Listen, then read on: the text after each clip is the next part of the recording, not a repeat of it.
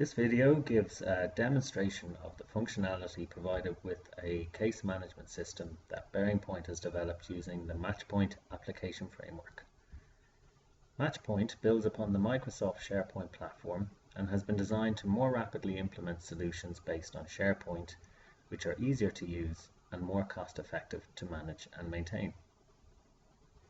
Using the MatchPoint framework, it is possible to leverage the benefits of the digital workplace and collaboration solution called MatchPoint Snow that has been designed to bring together a synergetic environment for document-centric case management.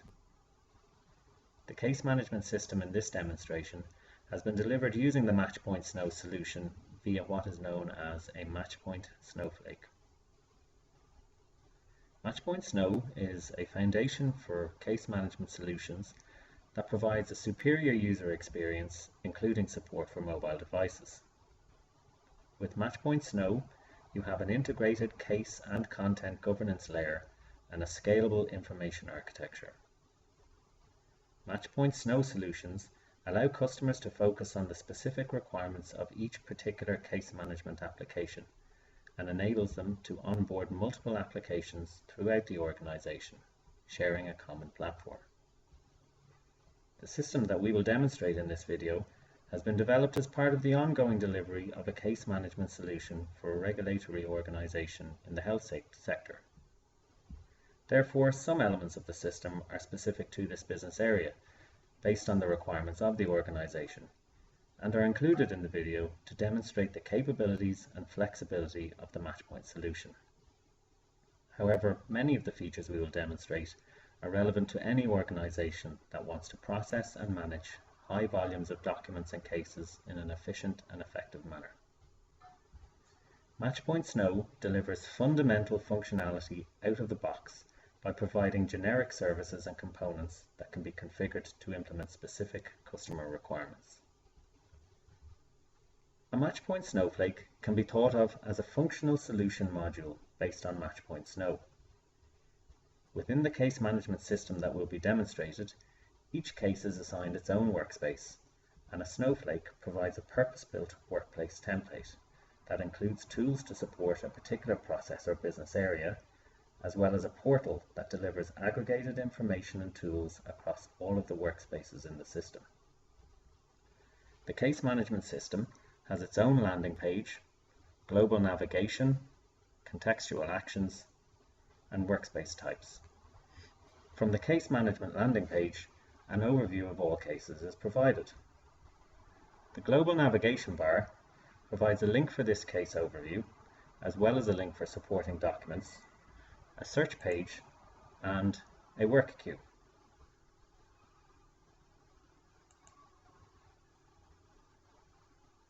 From where a user can see their open tasks, which are aggregated from all of the workspaces within the case management system. MatchPoint allows for the managing of permissions on a workspace using a role management concept. The roles currently provided are that of a reader who has read-only access to documents and cases, an author who has permission to create and edit documents and cases, and an approver who has permission to approve documents and cases. We will begin by demonstrating the facility to create a new document from a template, which triggers a document approval workflow whose steps include the authoring, reviewing, and approval of a document.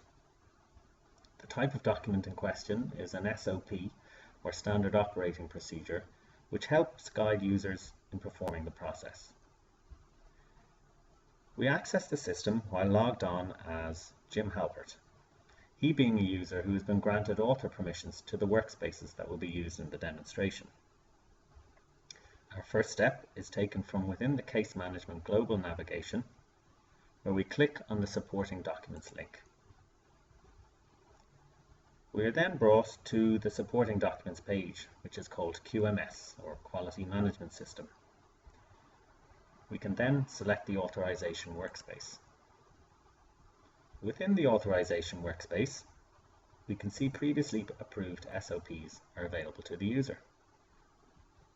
We are going to create a new SOP document using a template, and to do this we can click on the Create a Document contextual action.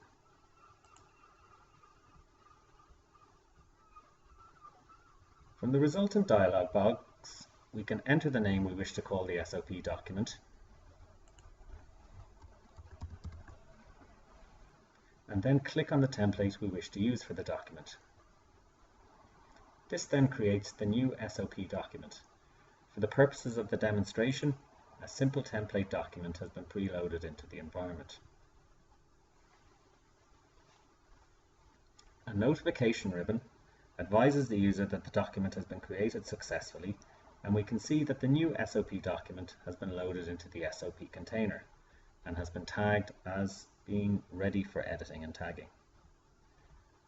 We can then click on the options ellipsis for the new SOP document, and again click on the options ellipsis in the subsequent menu before selecting View Properties.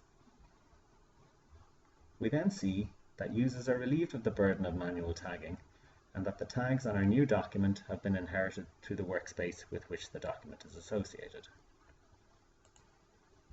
Returning to the authorization workspace, we can see that by clicking on Ready for Editing and Tagging, the user can filter the container of SOP documents such that they will only see those documents that are ready for editing. We can then click on the document to open it. When the document is open, the user can then edit it as required.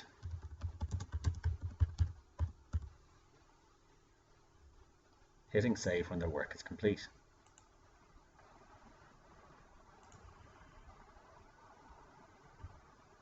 The changes are then saved automatically to the document sitting in the authorization workspace, without the user being required to select a save location. With the document edited to the user's satisfaction, they can now begin to progress the workflow for the document. From the authorization workspace, we can see that within the Workflow Actions column, there is the option to send the document for review, and we click on this. We can then see that the tagging of the document has been updated, and that the SOP status is now ready for review. At this point, another user can review the document. The workflow actions available on the document have also been updated.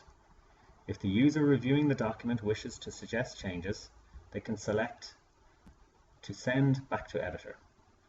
When the document has been reviewed to their satisfaction, they can then progress the workflow and send the document for approval.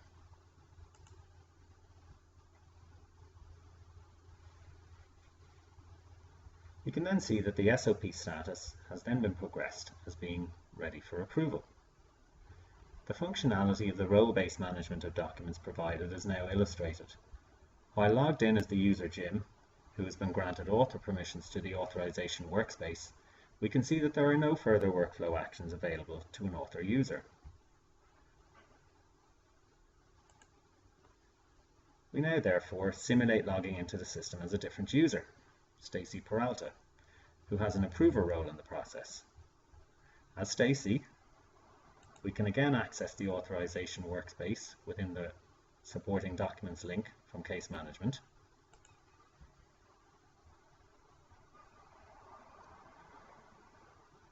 And since Stacy has been granted approver permission to the authorization workspace, we can then see that different workflow actions are available to her in her role as an approver user, and the document is ready for review and approval or rejection. In this case, we will say that the approver has looked at the document and decided to send it back to the reviewer for further editing. The approver can then click Send Back to Reviewer,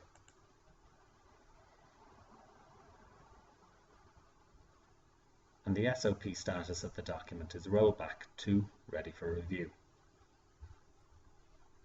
As the process of sending the document for approval is linked to the author role, we can now see that there are no workflow actions available to the approver user, Stacy. We once again access the authorization workspace as the author user Jim,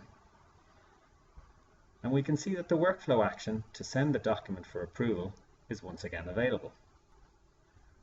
Jim could now update the document as per any review comments of the approver user, and then once more send the document for review and approval by clicking on the Send to Approval workflow action.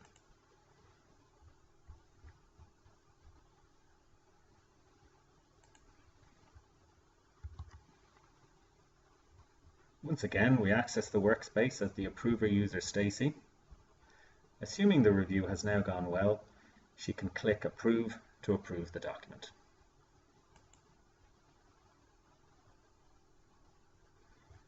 We then see that the status of the document has been updated to being approved, and so the workflow is complete on the SOP document.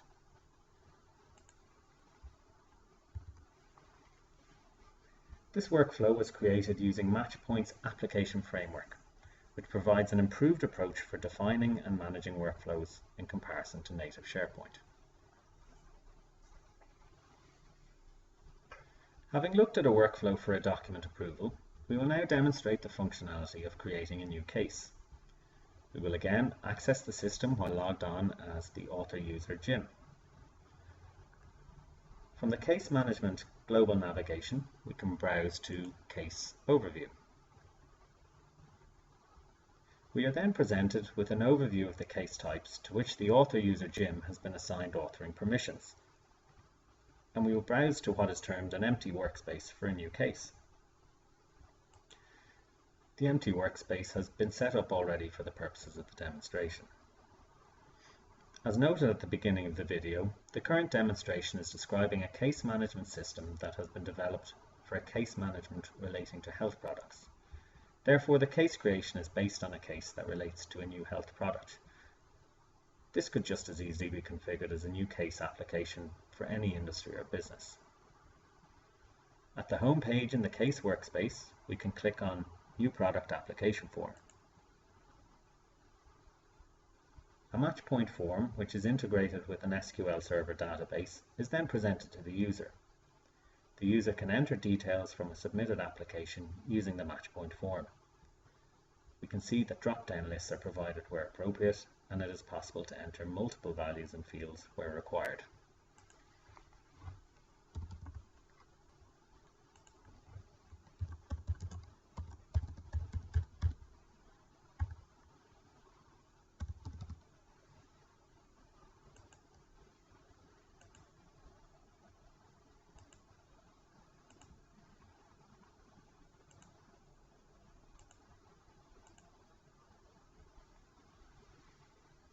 Once the application form data has been entered, the user can then choose to create or cancel the application creation.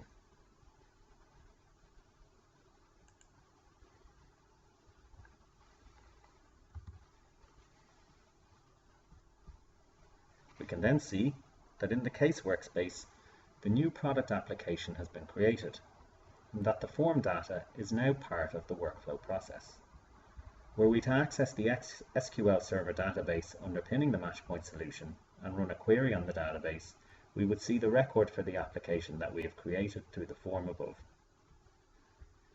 It is possible for the user to make changes after the new product application has been created by clicking on the options ellipsis for the application and selecting Edit Item. The form is then regenerated, whereby the user can make a change to it and then click Update in order to update the details on the form. We then see that the application data has been updated in the case workspace. Next, we will see that, due to the functionality of the role-based management of the case, the author user Jim does not have the facility to approve and validate the receipt of the new product application.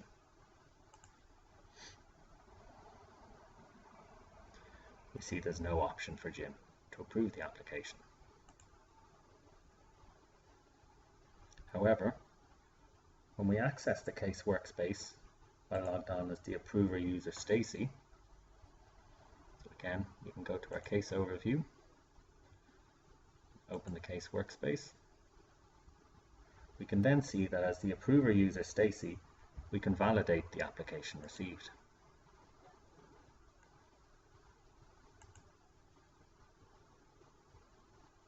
Once we select the radio button to validate the application and click Save,